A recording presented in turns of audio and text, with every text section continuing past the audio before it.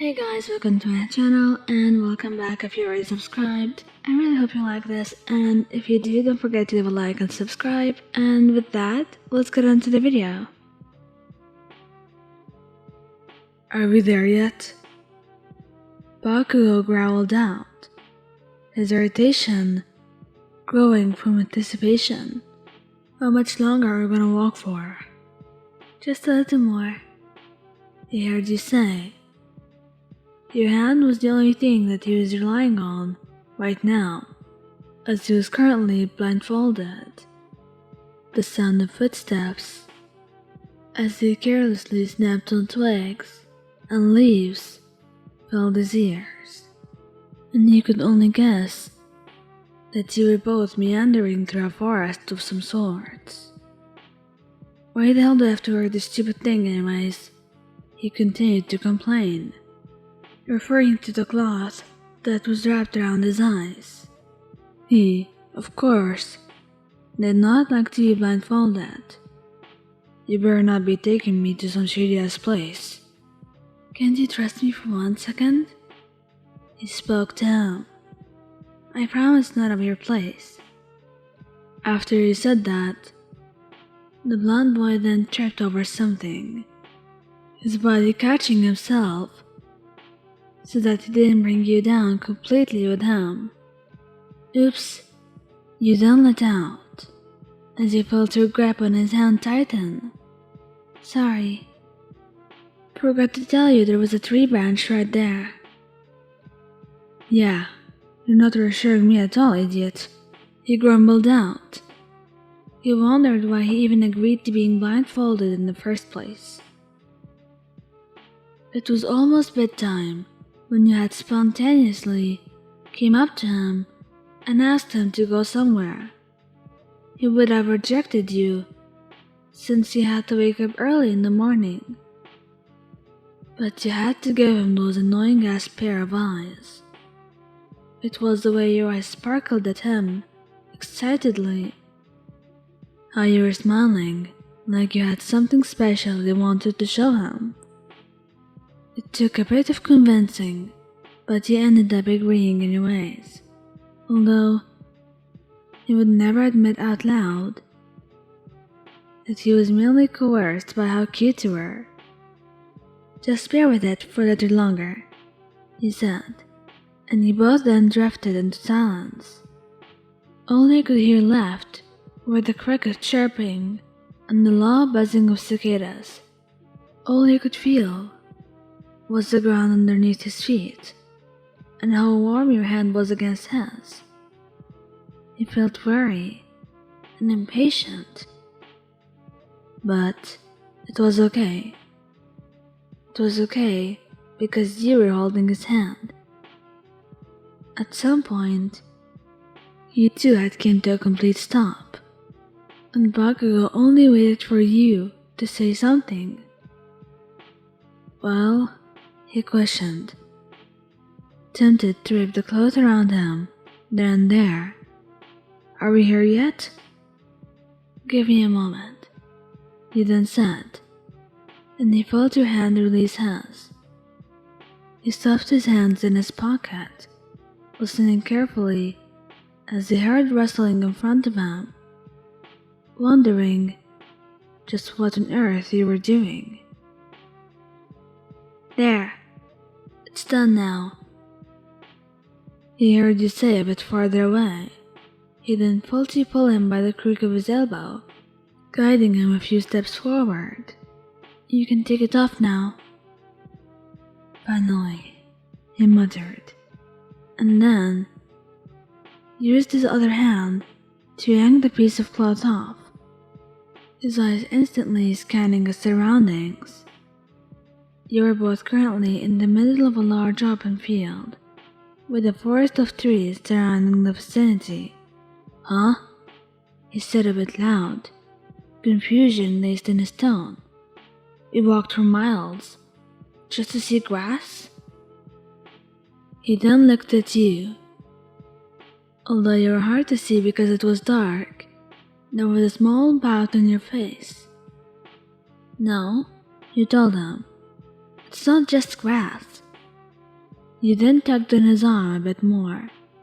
Come on, take a seat. It was then when you had noticed a large blanket that was sprawled out on the ground. There was also a small, dimly lit lantern at its corner. He watched as you sat down on the blanket, letting go of his arm. In the meantime, he had no choice but to follow suit, plopping himself right next to you. He only observed you as you then laid down on the blanket, pointing at the sky above. I wanted to show you this, he said, and his eyes followed up. Leaning back on his hands, he looked up at the sky, that filled with countless stars. It had been a while for him seeing a sky this clear, as the cities were filled with light pollution. The naked eye could barely make out even the brightest of stars and planets due to the noisy city. But still, it was simply a sky to him, and he could only stare uninterested at the stars that barely moved or did anything besides twinkle. Lay down with me, he then said, and pulled on his arm once more. He glanced over to you. From the dim lamp, he could see how excited you were, and he ended up doing it anyways. The hard ground was uncomfortable, and he felt pebbles digging from underneath him, but he didn't complain about it. It should be starting soon. What? He asked, but his question remained unanswered as you changed the topic. Look at that constellation over there. You pointed, and he looked at that direction.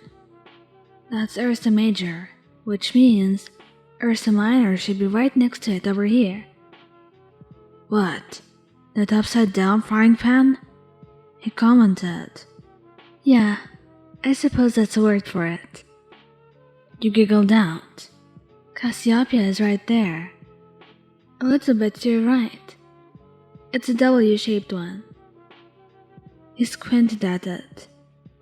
Yeah, I kinda see it. I heard that Cassiopeia was named after a vain and boastful queen. You continued. It kinda reminds me of you. Huh? He let out. The hell's that supposed to mean? I'm kidding. You let out jokingly. Seriously? A queen? Isn't there something much more interesting than that? Well, there's also Draco, which is right next to Ursa Minor. You then pointed at the larger constellation. You kind of remind me of that one too. That's more like it. He then let out, satisfied that he was being compared to a dragon rather than a queen. What about me? Is there something out there that reminds you of me? You asked, eyes twinkling in curiosity at him. No, not really. He replied in disinterest. Don't know much about stars anyway. Well, you could at least look more excited. He heard the pouting tone in your voice, followed by a sigh. Oh well, I didn't expect you to be too into this anyway. Bakugou didn't reply, and instead turned his head to look at you. You didn't look pleased at all, as you were used to his behavior by now, and you were just staring up at the starry sky above you. Then I realized you were into this kind of stuff, he commented. Yeah, I like it a little bit. A little bit? Your eyes were sparkling as much as the stars right now, and he couldn't bring himself to look away. He had never seen you look like this before, except maybe with food. Even if he was just looking at you, From just your side profile, you could see the reflection of every single galaxy in your eyes. "Oh, it's starting," he then said, surprising him.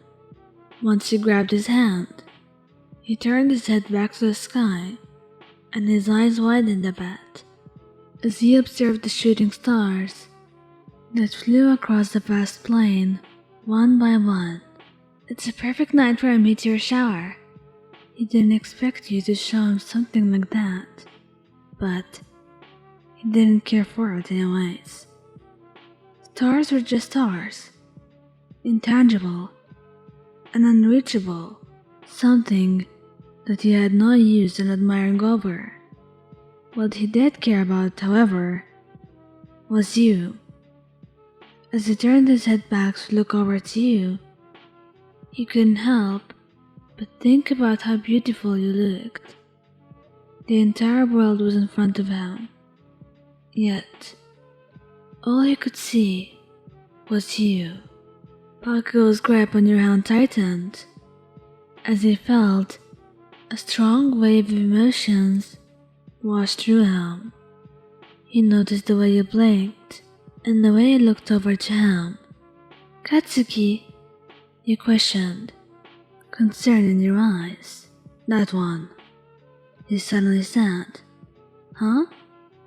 He raised his hand and pointed at a single bright light in the sky. "That star reminds me of you." You followed his direction, and he noticed the way your cheeks flushed slightly. "That's not a star. I'm pretty sure it's Venus." "Well, it's a bright thing in the sky right now, isn't it?" "Yeah, it is," you replied back shyly. "But I'm not as pretty as something like Venus." "If I say you're like it, then that's what you are," he argued back. "Don't sell yourself short, idiot. I'd take you over some dumb planet any time." "What?"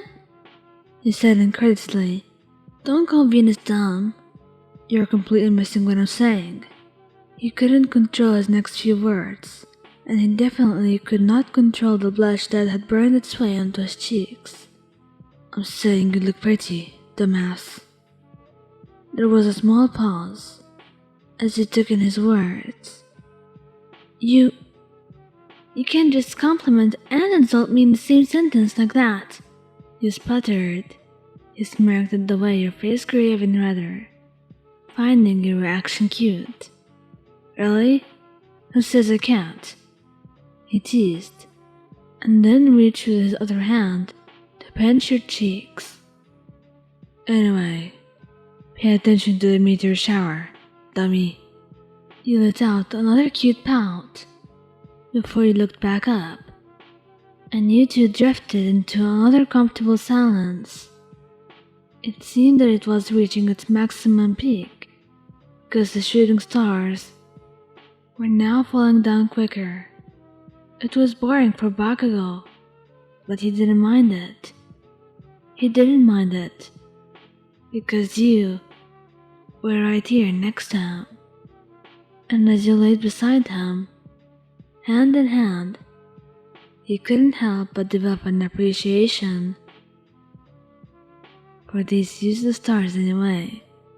After all, he could ingrain this moment into his head forever. This one precious moment with you. "Hey, idiot," he said, after some time had passed. What is it?" "I love you." "Where is this coming from?" He let out a small giggle, and his heart rate quickened. "Shut up," he replied back, flustered, and shyly looked away. "I just felt like it was a good time to say it." Bakugou then glanced at you, and you had that bright smile on your face that he had grown to love. "Hey, Katsuki," you then said. "What?" "I love you too." You two then spent the rest of the night watching the stars. throwing in some minor bickering, he felt himself having fun. That was because you were the brightest star to him in his eyes. Thank you guys for listening. Don't forget to like, subscribe, and comment. I hope you enjoyed listening to this as much as I did making it. Anyway, goodbye.